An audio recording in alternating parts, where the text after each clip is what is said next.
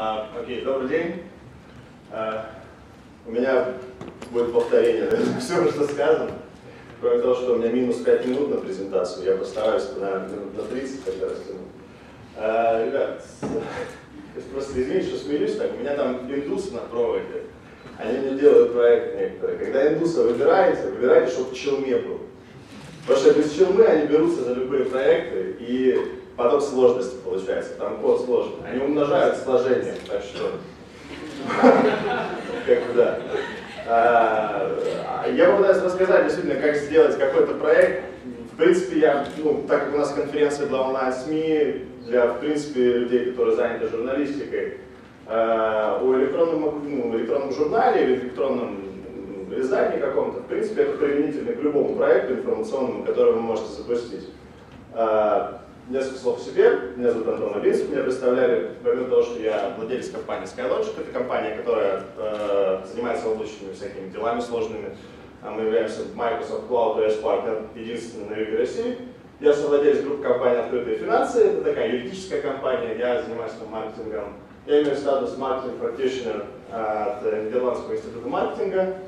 Работаю с хорошими компаниями просто. Вот Русмедиа, Business Forward, Южгаз Energy — это единственная компания, которая занимается добычей переработкой газа на юге России.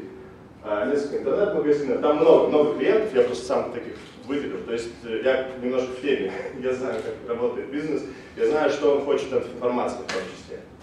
Давайте двинемся дальше. Если вы решили собственный сайт создать, тут несколько ребят поднимало руки. А зачем?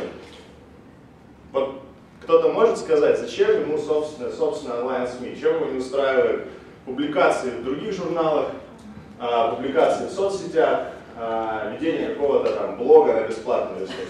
Кто-то может высказаться? Кто смелый?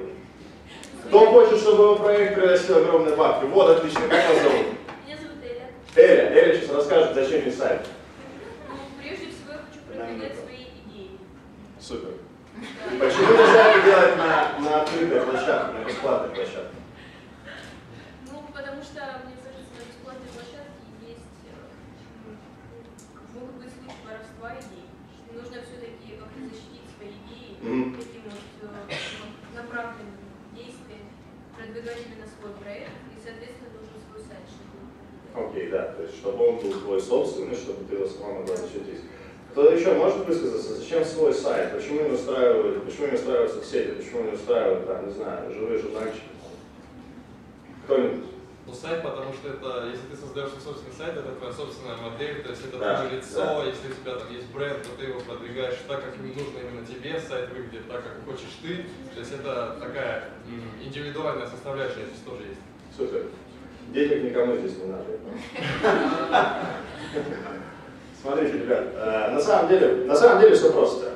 Просто если у вас есть что-то, действительно, у вас есть идея, у вас есть то, что вы хотите продвигать, это все классно. Хорошо, что это не с денег начинается, хорошо, что это с идеи начинается, хорошо, что это начинается с желания двигать что-то новое в аудиторию. Задайте себе 3 базовых вопроса. Я упростил все это делать. На самом деле, когда мы там маркетинговое планирование по проектам производим, там много вопросов. 3 самых простых вопроса, без которых не стоит ночевать. Для кого этот сайт нужен? Кто ваша аудитория? Если вы скажете, что все наша аудитория, то вы рискуете сильно попасть, потому что вы попадаете на огромный высококонкурентный рынок, на самом деле, на котором очень много других проектов. Вы просто не сможете их передавить, потому что там другие рекламные бюджеты, там другая история проектов, там огромные партнерские сети, которые репостят все это дело, условно говоря, забирают там новостные материалы, забирают информацию оттуда, делают ссылки и так далее и тому подобное. Если же вы сократите все это до какой-то узкой ниши, действительно сделайте сайт там, даже не о музыке, а о каком-то музыкальном стиле или течении. Или там специализированный сайт, я не знаю, там, для специалистов по тяжелой грузовой технике.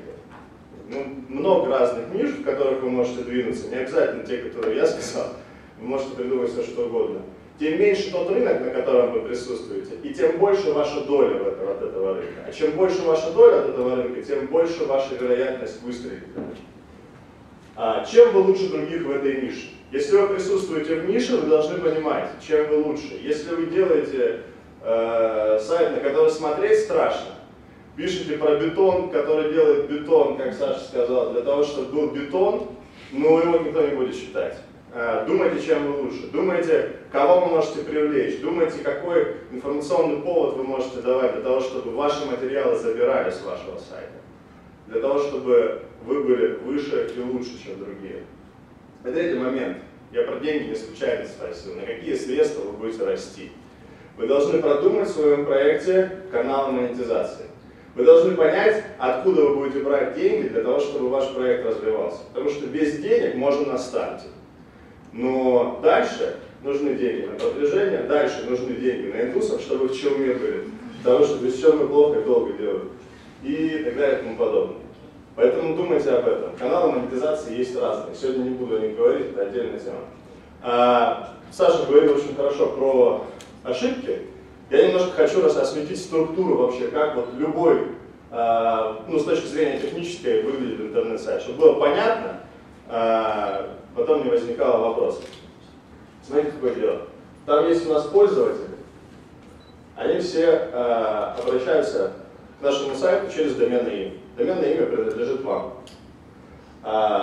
Доменное имя будет у вас всегда. Вы можете не заморачиваться, ваш хостинг может куда-то пропасть, вы из другой резервной копии восстановитесь на другом хостинге, сделаете небольшие настроечки, или вам сделает ваш программист, если вы с ним работаете, и вы уже на другом хостинге работаете, ваши пользователи даже этого не заметят. Поэтому обращайте внимание на то, чтобы доменное имя, ваше доменное имя было защищено. У вас не было доступа к нему, к панели управления регистратора, у которого вы купили доменное имя, не было доступа у других людей, которым вы не доверяете. Дальше, соответственно, оттуда запись идет адресация на, не обязательно запись, это такой базовый вариант, на IP-адрес сервера. И то, что у нас на сервере очень укрупненно стоит, фронтенд, это то, что видит пользователь, это то, с чем он коммуницирует, это ваши статьи, это ваш интерфейс, ваши менюшки, все остальное. Это бэкэнд, это CMS, на который все это развернуто, это такая система управления контентом, это то, в чем работают ваши редакторы, вы сами, ваши менеджеры по контенту и так далее и тому подобное. И database, база данных, это то, где хранится вся информация. То есть вот укрупненно это общий комплекс обычного веб-приложения. По большому счету, действительно, электронные СМИ это самый обычный сайт. Технически оно мало чем отличается, кроме определенных фишек. Поэтому не надо пугаться этого, действительно это доступно каждому, и действительно вы можете сами, без программиста, не нанимая никого, сделать собственный интернет-ресурс. Я немножко расскажу о том, как это сделать. Во-первых, вы должны купить доменное имя. Короткое и запоминающееся оно должно быть, потому что все-таки если это электронное СМИ, то его будут передавать из уст в уста, а почитай bizgaz.ru. Хорошее доменное имя, мне нравится, его можно запомнить, его можно передать. Сложные доменные имена сложно говорить. Желательно в зоне .ru людям привычнее, просто из того, что мы обратили внимание по тем проектам, которые делаем. А насчет кириллических имен, знаете, которые РФ в конце? Вот если его покупаете, купите еще что-нибудь в зоне .ru или даже не .ru, что-нибудь, потому что оно бывает в некоторых приложениях начинает нормально не отрабатывать. То есть вы можете на самом деле к одному сайту, сразу скажу, привязать сколько угодно доменных имен. Хоть 100, хоть 500, хоть 5000 на самом деле. Ограничений нет никаких. Вы можете это адресовать на один ресурс. Поэтому если покупаете кириллическое, купите еще какое-нибудь на латинице написано. На правах рекламы я там покупаю доменные имена. Вообще ко мне не относится сайт. Партнеры Rec.ru, на Rec.ru там 600 рублей стоит, то этих 99 рублей. Записывайте, фотографируйте, так что если надо, потом могу сказать. Я думаю, таких много. Это первый попавшийся, который у меня был. Года 3 я у них уже доменов, наверное, 50 купил разных. Не надо под проект, как я покупаю сразу домен. Все сфоткаю. Потом расскажу, если. Вот. Второй шаг — это платформа. Платформа — это та самая CMS, о которой говорил Саша. Это то, на чем ваш сайт будет крутиться. Потому что если вы как-то немножко связаны с веб-программированием, вы можете знать, что есть статичные сайты, страшные слова HTML и CSS, но статичный сайт, который вы ручками редактируете, для электронного СМИ это вообще не вариант, вы просто умрете, закопаетесь. Поэтому естественно, что это скорее всего какая-то система управления контентом, в которую вы будете выкладывать ваши материалы, а она уже возьмет на себя рисование тех страничек, которые вы хотите видеть. Вы стартуете сами, поэтому она должна быть бесплатная. Я уверен, что большую часть сайтов, о которых мы сейчас говорим, таких стартапов, их можно делать и нужно делать на бесплатных системах. И простой интерфейс. Просто поставьте несколько этих систем. Многие хостинг-провайдеры дают возможность это сделать. На сайтах многих бесплатных CMS есть возможность зайти, самому там потыкать, посмотреть, вот какая вам там в душе ляжет, ну важно, действительно, потому что электронного СМИ в редакции важно, чтобы ваши коллеги и вы сами не парились, не открывали там 1000 окошек для того, чтобы разместить статью. Вы должны быстро иметь доступ к редактированию материала, вы должны доступ быстро к выкладыванию материалов, коррекции и так далее и тому подобное. Поэтому просто протестируйте заранее. Варианты, вы, наверное, их слышали, если кто-то чем-то связан. WordPress, Joomla, я лично, я бы строил на WordPress, самый простой движок. Мне, как кажется, может быть 1000 разных других мнений. Следующий момент. Вот коллеги, наверное, меня поправят, серьезный проект, значит, надо с проектирования, но у нас нет времени, денег на проектирование, у нас не будет дизайнера, который это будет рисовать. Поэтому выбираем шаблон. Кто-то из конторы дизайнеров CRC, то есть из студии Лебедева, как-то сказал хорошую фразу на тему того, что современный дизайн — это контент. Мы можем сделать сайт с хорошим наполнением, написать просто черные буквы на белом фоне разными размерами шрифтов. И если там хорошие материалы, то на этом сайте будет огромное количество посетителей, независимо от дизайна. Поэтому, когда вы выбираете шаблон, представьте себя на месте вашего пользователя и подумайте, будет ли вам приятно, настолько ли он лаконичен, или это убийство глаз просто, или убийство компьютера, потому что он может быть перегружен скриптами, и вы заходите на сайт, он грузится долго, и менюшка открывается там, со скоростью черепахи. Обязательно проверяйте сразу, можете в поддержку писать, когда покупаете шаблон, чтобы он кириллицу нормально поддерживал. Они бывают иногда там заморачиваются, и шрифты, которые используются в шаблоне, они не поддерживают кириллицу, а когда вы ставите другие шрифты, он уже не выглядит так, как вам хотелось бы, так, как вы увидели его. И на самом деле, чем новее вот эти шаблоны, на практике, тем лучше. То есть, чем новее год производства этого шаблона, чем новее его ребята сделали, тем активнее он использует новые технологии, тем лучше проработана совместимость и так далее и тому подобное. Опять же, что касается, я пользуюсь Time Forest.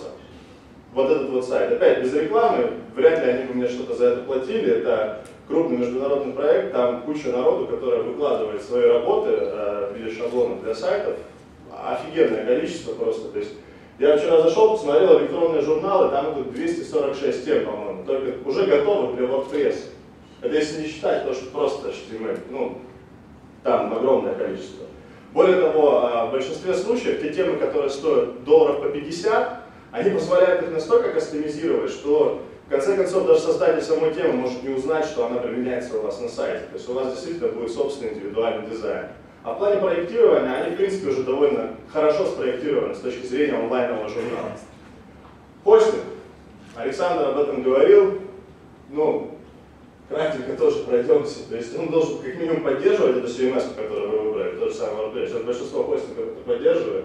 Желательно для вас, если вы стартуете сами без программиста, чтобы у вас была возможность самому там с 2 кнопок эту CMS развернуть. На самом деле, в большинстве случаев для вас это будет не сложнее, чем пользоваться ящиком на Mail.ru. То есть если посвятить этому 2 часа, действительно вам программист не нужен для старта. Это поддержка технологий, в большинстве случаев она будет. Резервное копирование предусматривайте, желательно делать бэкапы куда-нибудь, не только на сервере хостера, но себе на компьютер периодически раз в неделю. Потому что жалко, когда все материалы полетят, мало ли что может быть, у хостера тоже бывают сбои, они теряют данные.